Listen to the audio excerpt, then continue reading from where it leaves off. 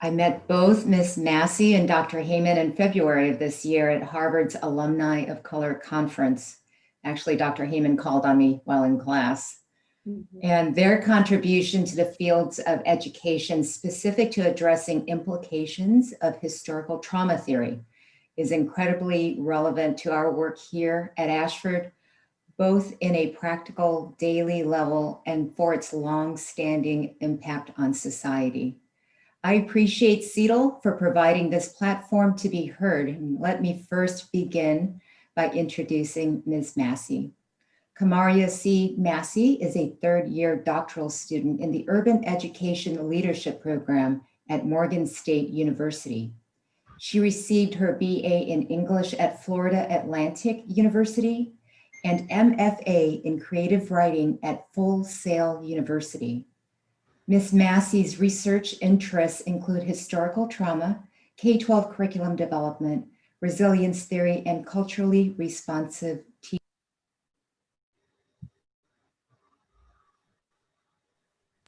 Her experiences as an AmeriCorps volunteer, literary coach, and middle school teacher has shaped the way she approaches education and further endears her to us. As a doctoral student, she aims to bring about change in education by researching and presenting on topics with a historical trauma perspective, especially as it relates to African American communities. Welcome, Ms. Massey. Thank you.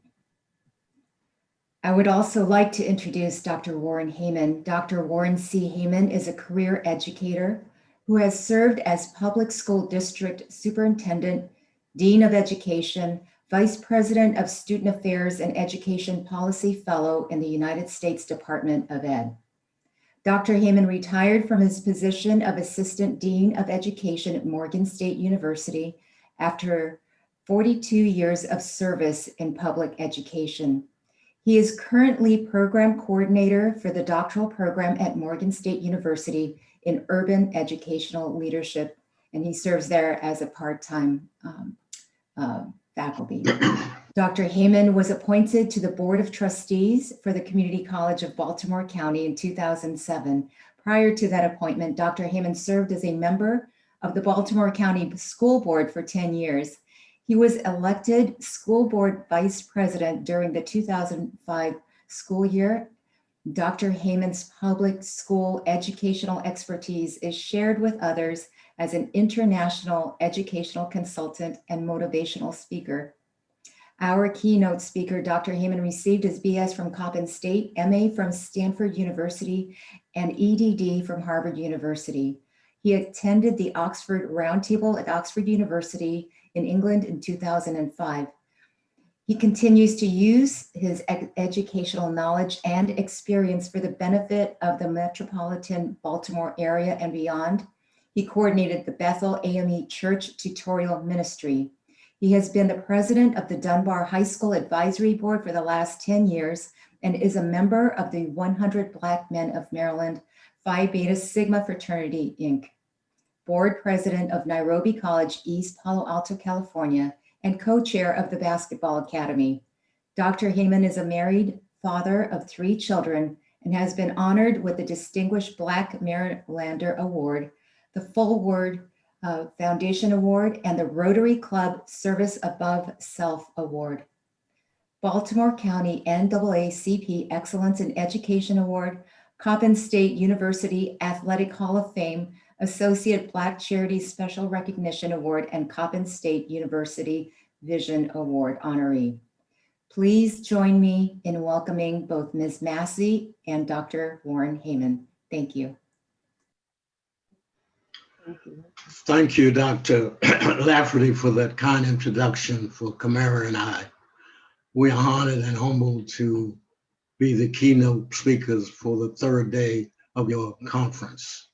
We bring you greetings from the School of Education and Urban Studies at Morgan State University, where Dr. Glenda Prime serves as the dean. Morgan State University is located in Baltimore, Maryland. It is one of the 107 historically Black colleges and universities in the country. It has been designated by the state of Maryland as the state's preeminent research institution. Our topic for the keynote today is Pedagogy Matters, using the virtual learning environment to promote social justice and equity. To pursue this topic, we have a conceptual framework, awareness, commitment, and implementation. We use the conceptual framework as a lens to which we will address your theme, which we will address your theme more than the degree, merging the classroom with the real world. We also use it to explain the tenets of our conceptual framework, the tenets of our topic, excuse me. And to do this, we will use musical interludes, research related to your topic, our topic, and your theme, quotations from past and present scholars, and our own experience and background in the field of education. Our first tenet of the framework, ACI, is awareness. Kamaria will discuss awareness at this time.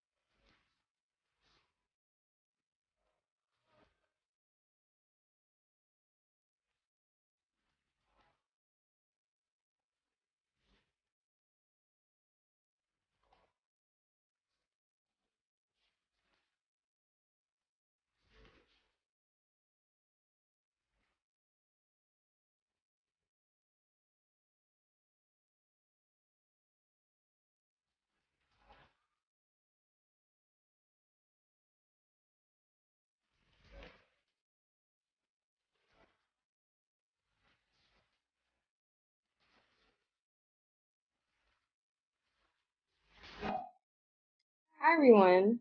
As Dr. Hayman just said, our first tenet is awareness. This is a quote by Carter G. Woodson when he famously wrote in The Miseducation of the Negro.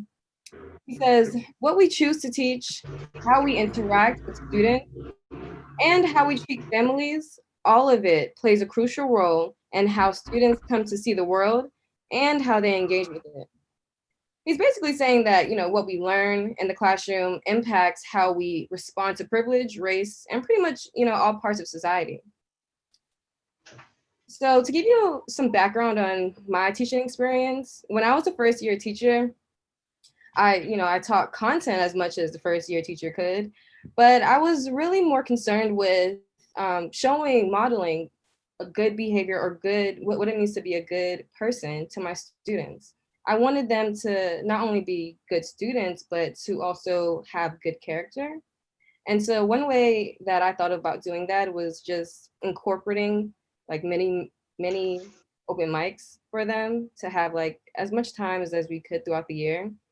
And what we would do was I would play instrumentals from their favorite songs, and they would just go up and rap or write or recite poetry or sing or dance, whatever they wanted to do to express themselves, so they can really show their true colors to their peers and also to me, their teacher. I also, I would go first. I would show my poetry first, so they would know that they're not alone in this vulnerability game. Like, we're here together. And as the year went on, I seen that they opened up a lot more in my class than any other class. And that was the main thing for me. I never wanted them to leave my classroom and not feel like they were heard or seen. I wanted to be a student in my class. So that's how I think that, we should all approach teaching diverse groups of students, is to think about what would we want if we were them. Another quote in this, in the Miseducation of the Negro that really stood out to me, he said, "There would be no lynching if it did not start in the schoolroom." So when I read that quote, I immediately felt sad. Like there was a mourning that came over me because students are literally dying in the classroom. It's not just like, the research on school to prison pipeline theory. It's students' dreams and aspirations are literally dying in the classroom. So historically, African American youth, we read the research on it, and they have not been protected enough, right, in the education system or in society, from placing Black boys in special ed systematically to pushing out Black girls for being insubordinate.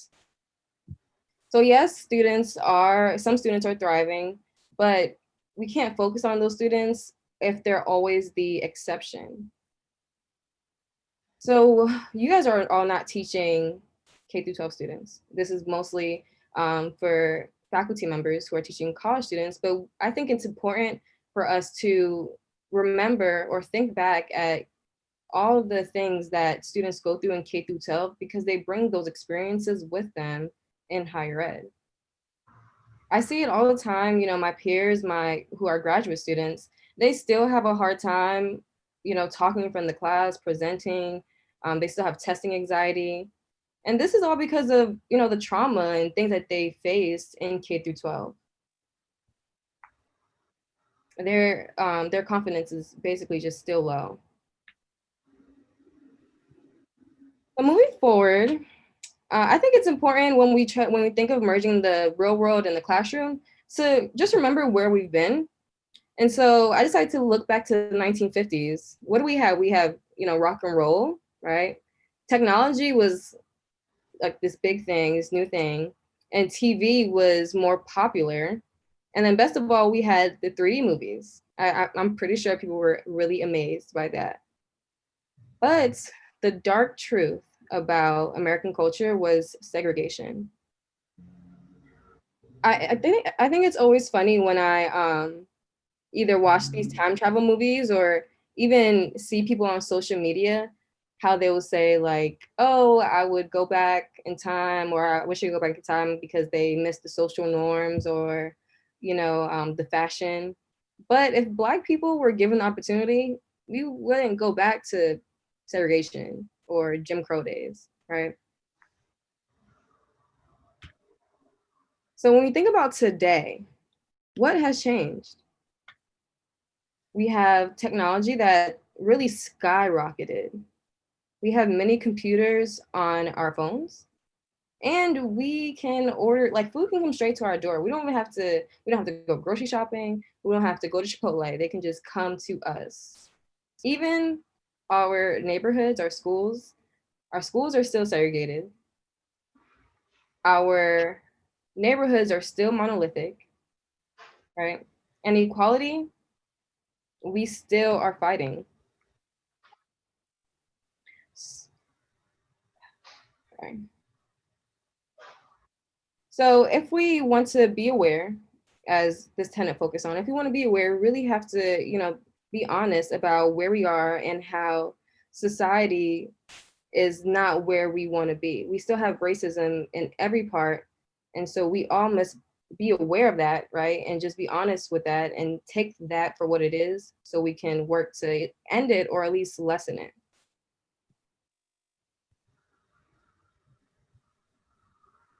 So what I just told you about the real world, that's on a global sense, right? And so when we're talking about, what all that, we know where the racism and trauma came from and how it affects the classrooms, right? And so that theory is based on historical trauma. When we consider K through 12 students in college, it's actually hard not to think of the issues that they face when it comes to educational pursuits. and it's because of historical trauma. And so if you're, I'm pretty sure everyone's in tune with the political state of America. You know, elections still going on. You probably watch the news. So you see the protests, you see the riots against racial injustice, and you know why. It's not a secret. America has not done enough to remediate the genocide and colonialism that has affected generations of people of color. And so I always, think back and I look at the Native Americans and their states currently. I think it's easier for people to say that Black people are the face of oppression, and marginalization, but that's because, they killed all the natives and they suppressed their voices, and that's still happening today. So this model that you're seeing, historical trauma is based on, what is going on in the Native American community. But this model puts it into context as far as it goes with individuals. So it starts with ACEs, which is the adverse childhood experiences in the small circle. And it goes all the way up to, what our ancestors faced, which is historical trauma. A quick example to kind of, really drive this home.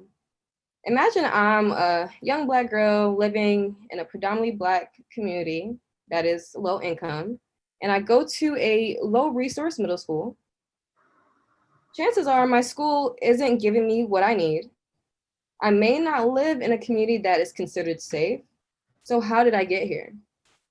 Not only am I experiencing the trauma in my neighborhood, but I'm also getting the secondhand trauma from my parents who couldn't afford to move, who got their secondhand trauma from their parents experiencing Jim Crow and segregation tactics that didn't allow them to build wealth, who then got their secondhand trauma from their parents' generation who may have been like, sharecroppers or victims of racial violence, who then got their secondhand trauma from their parents who were maybe enslaved.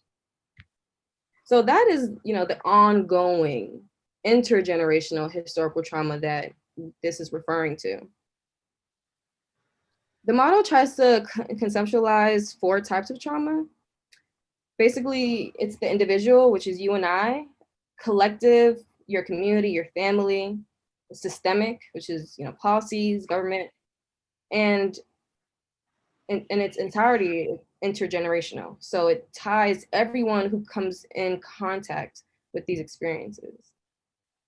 And the main idea the main idea of this historical trauma theory is that history never ended and that the trauma responses are then passed down with each generation. So moving on and thinking about, how do we, now knowing this background and this global context about historical trauma, and then bringing all that knowledge into the classroom, you can use this theory. This is a popular theory called critical race theory. And to define it, Brian Fay pretty much says it plain. He says, critical race or critical theory perspectives are concerned with empowering human beings to transcend the constraints placed on them by race, class, and gender. So as educators, this is basically what we intend to do for our students, allow them to transcend past their obstacles. So when we use research, policy, theory, and practice in this critical race perspective, then we can begin to change the way we approach teaching students of color. And that's really the first step in merging the classroom with the real world.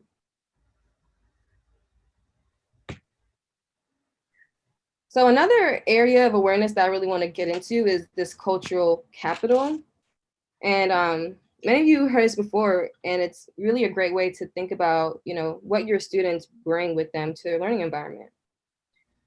As before, we read what Carter G. Woodson, talked about teaching.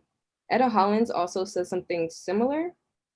And basically, she's just telling us that what we teach is just as important as how we teach and why we teach it.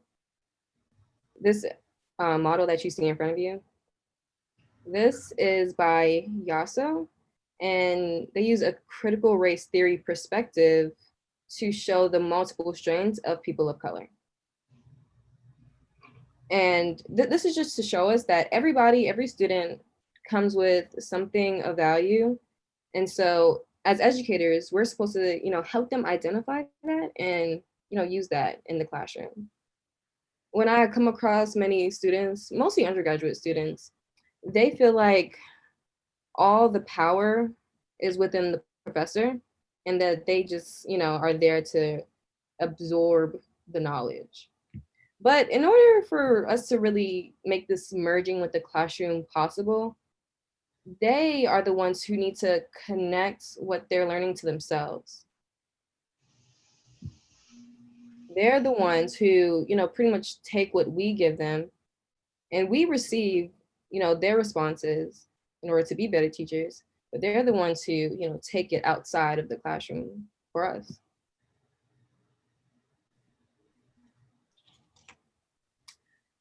So another way to, analyze awareness and to check yourself is to use this culturally competence scale. And so on the left, it starts with cultural destructiveness, and then all the way to the right, where it's culturally proficient. So this is important, to use, especially when I think we've all done this, since we all have biases and, we all make mistakes in the classroom. Think of a time where, you was wrong about your student's identity, and think of how identities enhance or hinder the way you teach. And, first of all, if you're trying to teach without taking into consideration your students' lives and experiences and what they bring with them to the classroom, you're doing it wrong. How can we really merge the classroom with the real world if we're discounting the real world that comes with our students?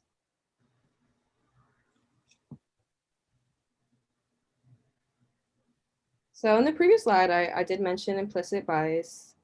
And implicit biases are just unconsciously judging people negatively based on their race, class, or gender. And if we want to be transformative educators, we all just have to be honest.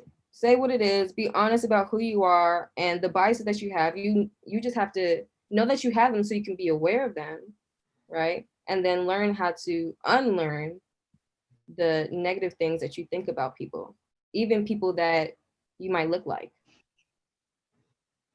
See, teaching is, obviously a give and take process.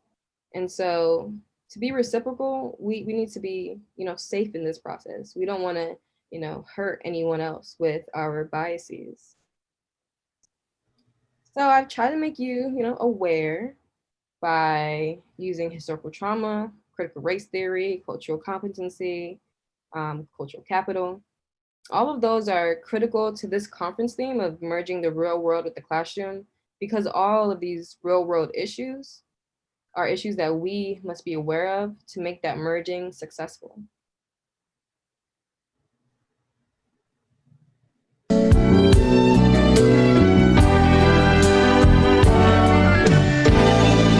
If the world should end tomorrow,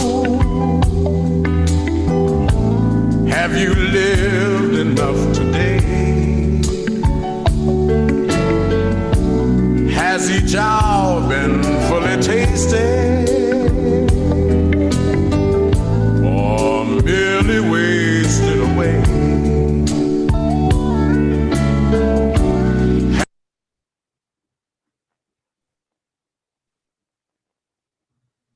Take it away. The second tenet of our conceptual framework is commitment. Commitment really answers the question word why. And for this conference, that would mean, why should Ashford University consider as an instructional approach merging the classroom with the real world? It also means that why should I, as a faculty member, a staff member, or an administrator, subscribe to this notion that it's more than a degree and we need to merge the real world with the classroom. The musical interlude by O.C. Smith gives us a background for why. If the world should end tomorrow, have we lived enough today? But also Martin Luther King Jr. made the statement that you see on the screen. Cowardice asked the question, is it safe? Expediency asked the question, is it politic? Vanity asked the question, is it popular? But conscience asked the question, is it right? And there comes a time when one must take a position that is neither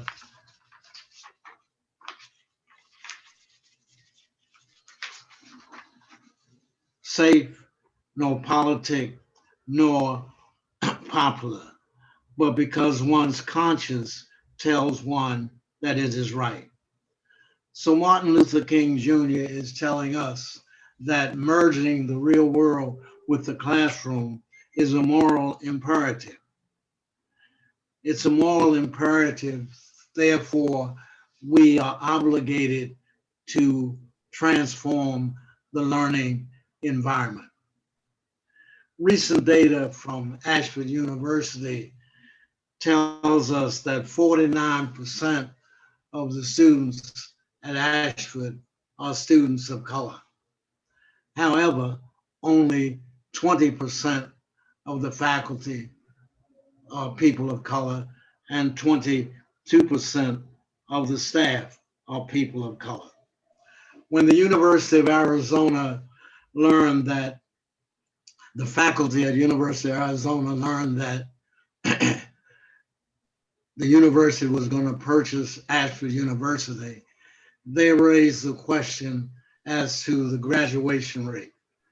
What would happen if we disaggregate the graduation rate?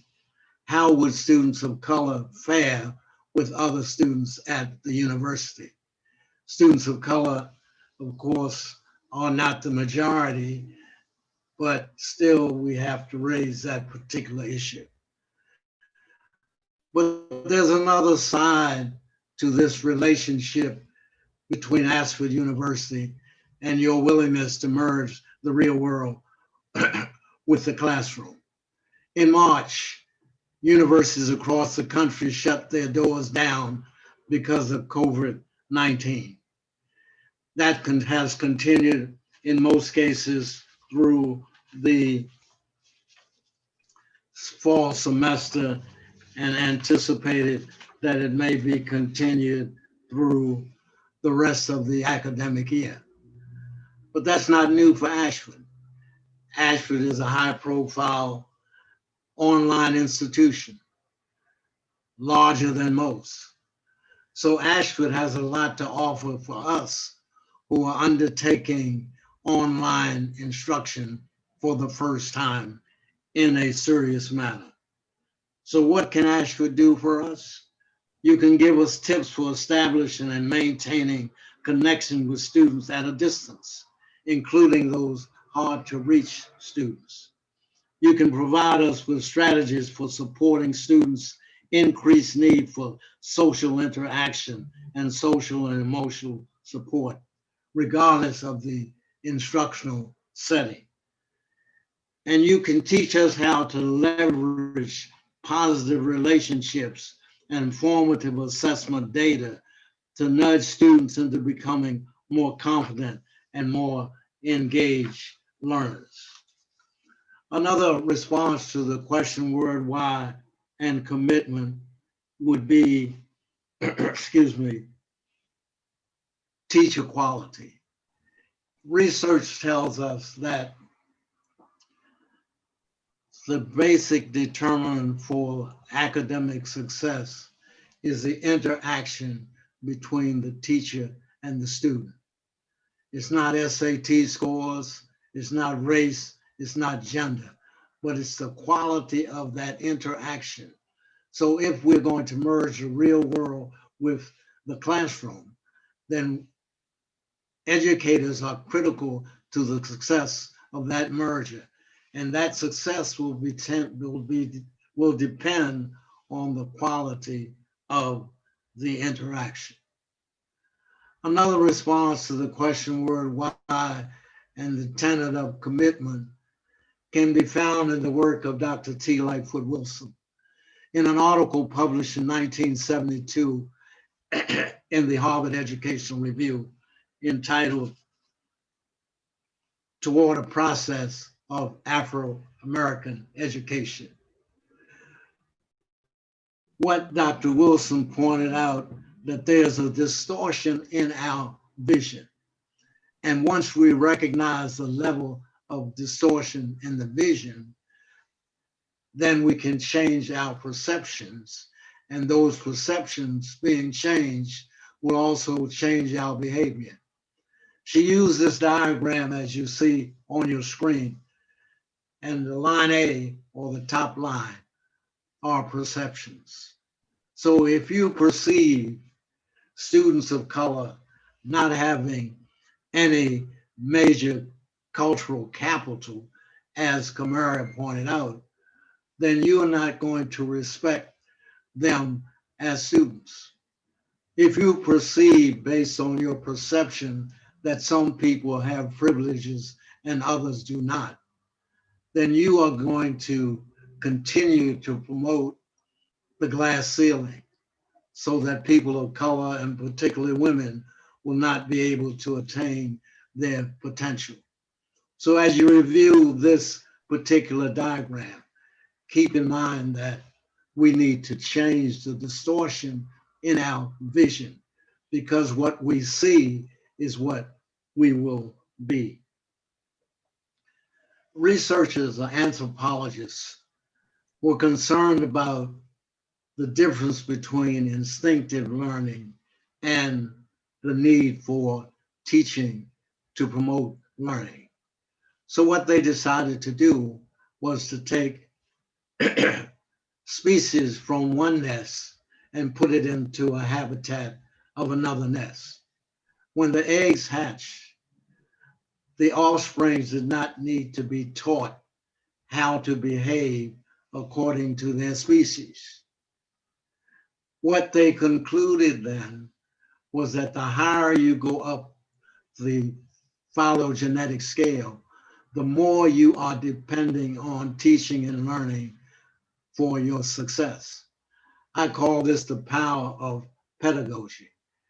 So another reason why you need to be committed to merging the classroom and the real world is because you have the power through your pedagogical strategies to make a difference. And then finally, W.E.B. Du Bois, a long time ago, in a paper that he entitled The Freedom to Learn, he said, of all the civil rights to which the world has struggled, the freedom to learn is the most fundamental. And he goes on to say that we have an imperative to, a moral imperative again, to prepare students to be responsible citizens and make a major contribution to the world. This right to learn is very interesting because, as you know, the Constitution is silent on education. So therefore, education is not a fundamental right. A recent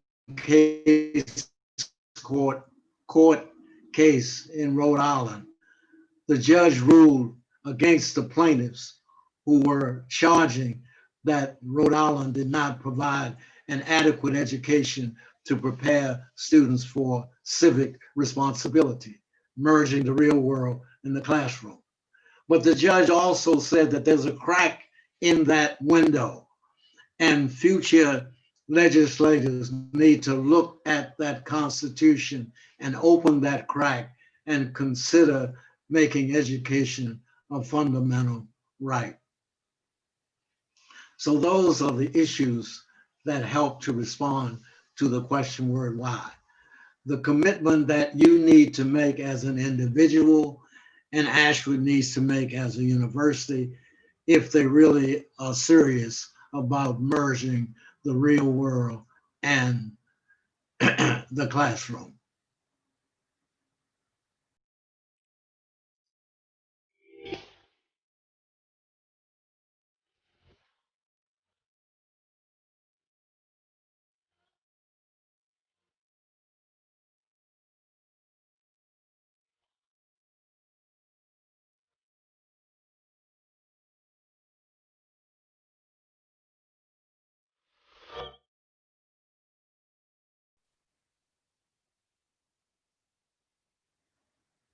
The third tenet in our conceptual framework is implementation.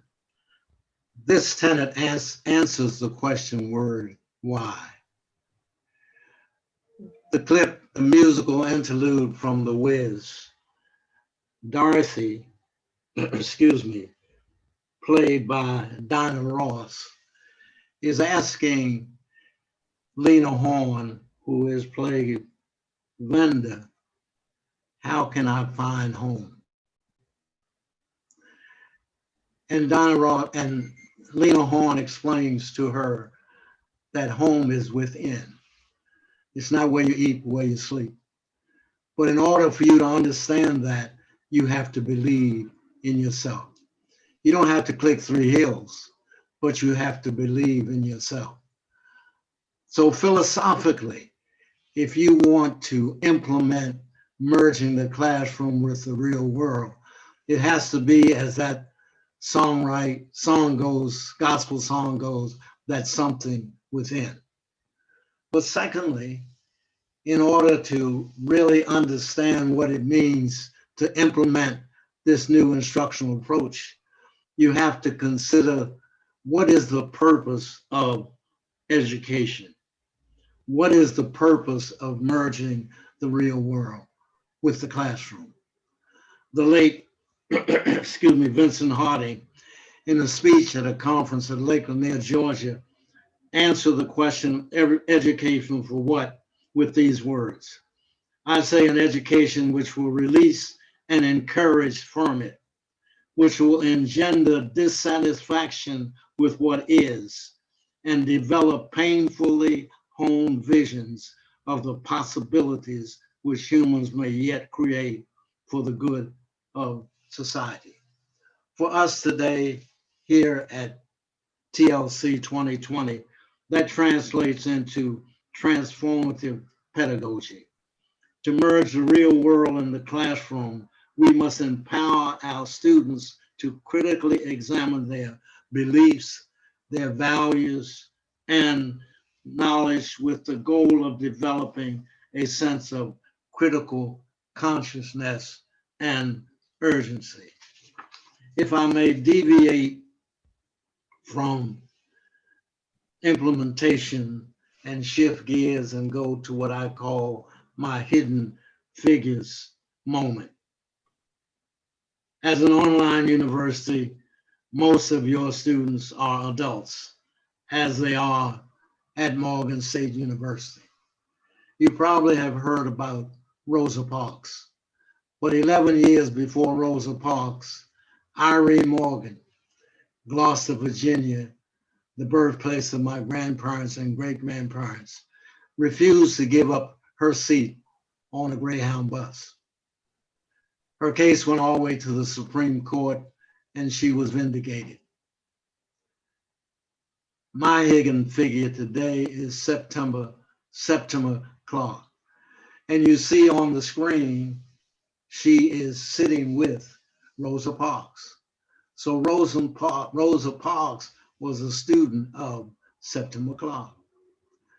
Septima Clark organized the citizenship schools in South Carolina in order to guarantee the right to vote for Blacks in that state.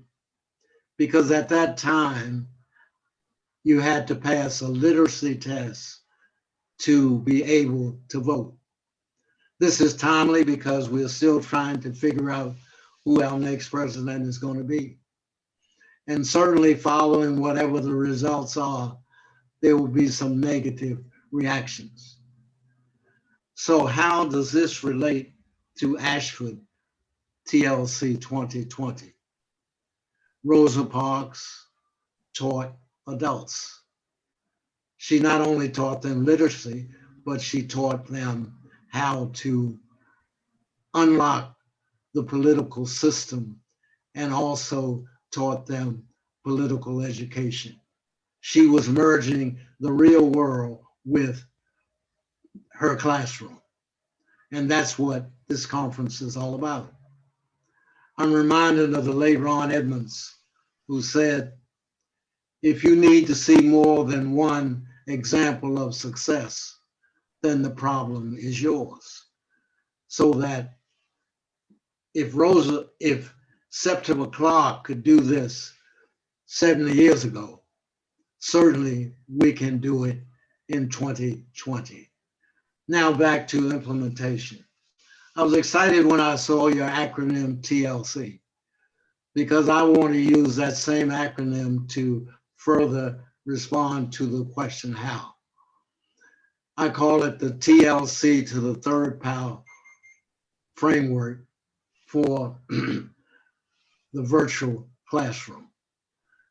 Those of you who are mathematically inclined, you know that the subscript 3 tells you that TLC is going to be repeated 3 times. So the first TLC is tough love and caring.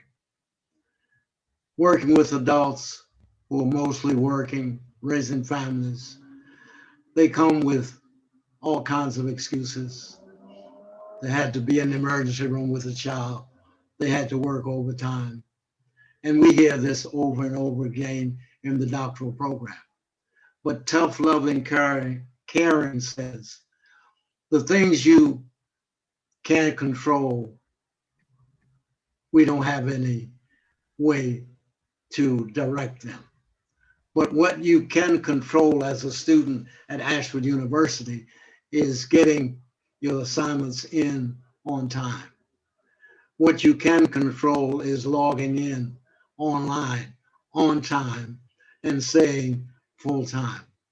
What you can control is giving no less than your best. And I, as your instructor, I promise you that I'm going to give you no less than my best in trying to develop the process and strategies for merging the community with the real world. The second TLC is transforming the learning climate. I said previously that in order to implement this new instructional strategy, you had to become educators who were concerned about transformation. Well, you also need to become social justice educators. So centered in your instructional approach has to be advocacy for eliminating racism, sexism, and all the isms that create marginality in our society. This is not easy, but it must be done. And because of the power of pedagogy, it's important that we assume this particular task. As Kamaria pointed out earlier, a lot of what we see in terms of prejudice, segregation, and violence stems from the values instilled in terms of privilege in our classrooms. The final TLC stands for teaching and learning is a cultural act. So when you merge the classroom with the real world, you're really merging cognition with culture. And you're showing that there's a relationship between cognition and culture. In 1962, at the University of Pittsburgh, Rosalie Coyne and her associates discovered that there were 2 cognitive styles. One was no more important or no better than the other. The 2 styles were analytical and relational. The late Asa Hilliard, in examining what happens in classrooms at the university and other learning institutions, most of what we do is analytical. So if my cognitive style is relational, I'm going to have a difficult time trying to learn the material and become a successful student. How does relational style and analytical style manifest itself? Let me give you a simple illustration. If you're going to learn the latest line dance, my great-grandchildren tell me I dance funny. If your cognitive style is analytical, then I will diagram the steps of the new line dance for you.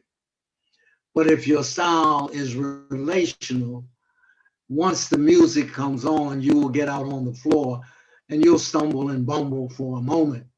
But hopefully by the time the music ends, and the music is pretty long these days, you will have mastered that new line dance. So TLC to the third power in the virtual classroom is how I recommend that we proceed in terms of implementation. But if I had to offer one instructional strategy, it would be problem-based learning. Particularly useful, I think, for those of you at Ashford who teach the general education requirements, the basic math, the English, social science, natural science, etc.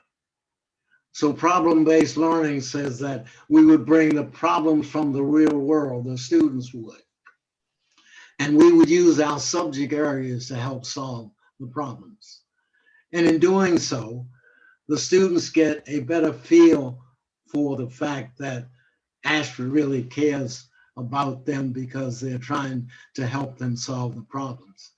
And at the same time, they get a better appreciation for the subject areas that you teach, because these subject areas are helping them solve their real world problems. Ironically, as Kamaria said, historical trauma comes out of the health field. Well, problem-based learning also comes out of the health field. It was initiated at Tufts University in Medford, Massachusetts. So to sum this up, the question would be, where do we go from here? The title of the last book written by Martin Luther King Jr., Where Do We Go From Here? Community or Chaos? Problem-based learning will help us be reflective, to research, and then to write what the research uncovers as we solve our problems of the real world. I mentioned the fact that the young lady from Gloucester, Virginia, Irene Morgan, refused to give up her seat, went all the way to the Supreme Court. That was a moment. Rosa Parks refused to give up her seat, but that moment turned into a movement, the Montgomery boycott movement and the civil rights movement. Hopefully, your 3 days at this conference, merging the classroom with the real world and philosophically believing that it's more than a degree, will be the moment that spurs the movement to, in fact, making this transition. We have also prepared for you a list of activities correlated with our conceptual framework and an extensive reference list. You can use it individually, you can use it as a team of faculty members, and you can use it with your students. It is said that all good keynote presenters have a story to tell, but all good Black keynote presenters have not only a story to tell, but a song as well. No, Kamaria and I are not going to sing a song, but we offer you this song as a philosophical way of understanding what merging the real world and the classroom really means and what you can do to accomplish it.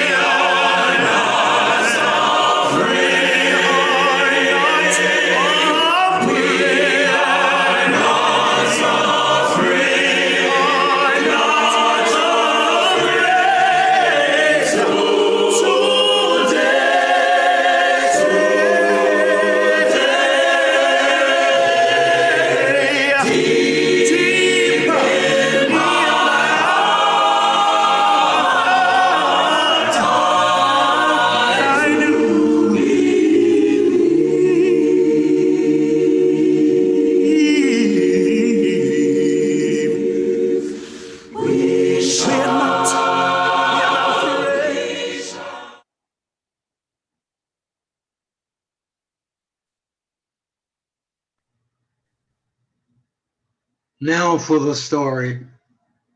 The story comes from the acceptance speech that Toni Morrison gave when she received the Nobel Prize for Literature.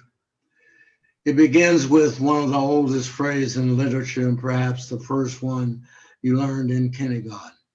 Once upon a time. Once upon a time, there was an old lady, blind, wise. She was descendant of slaves. She lived way on the outskirts of town.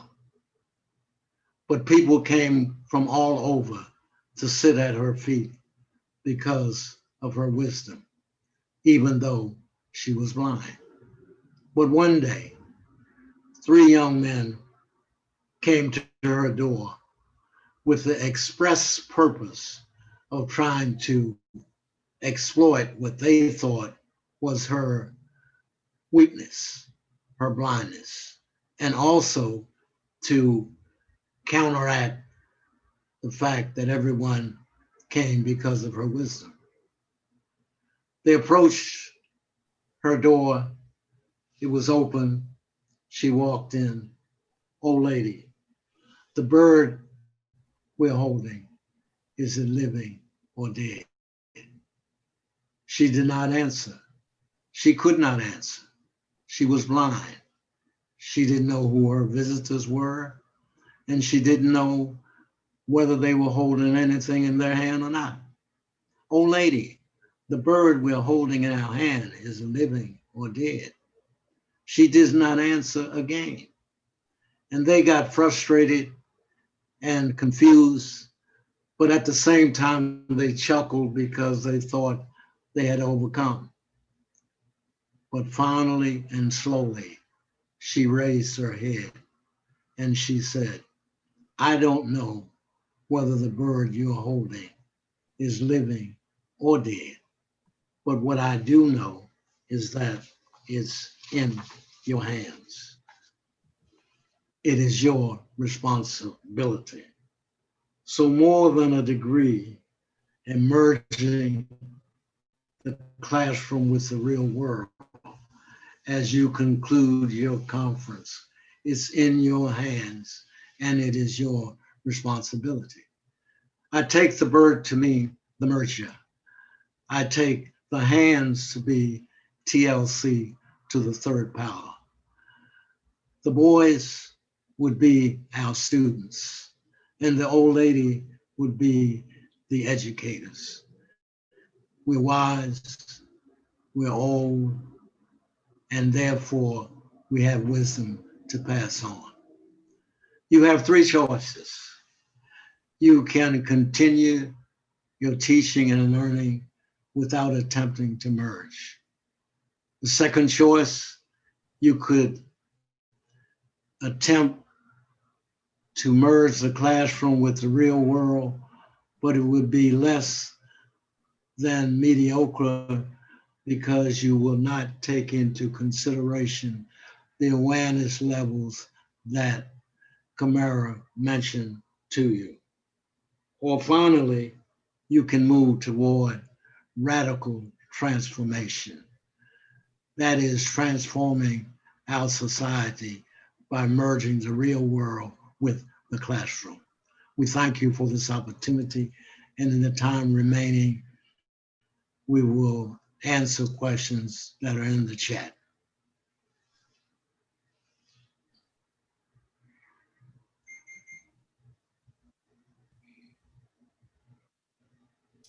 Let's see.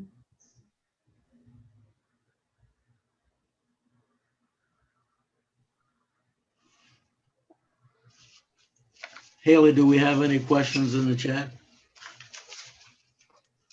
Dr. Hayman, I am scrolling back through the chat and just seeing all of the wonderful comments about the powerful and inspirational presentation that you and Kamaria have put before us today. Personally moved. Thank you for allowing me to be a part of this. And I see a question from Dr. Lafferty, who is asking, what is next for Miss Massey and Dr. Hayman? I think we're all interested to hear what's next for you. Well, thank What is next in reference to? Go ahead, Kamaria. I think that just in general, what's next for me, I will definitely be finishing up this doctoral degree and writing my dissertation. And then the jury's still out for what is next for Dr. Massey. What about you, Dr. Hayman? Well, I'm stepping down at the end of next semester and I'm going out to pasture, but I will continue to support and promote culturally responsive leadership. And I'm going to continue to work with Harvard University's Graduate School of Education to recognize my mentor, Dr. Kenneth Haskins.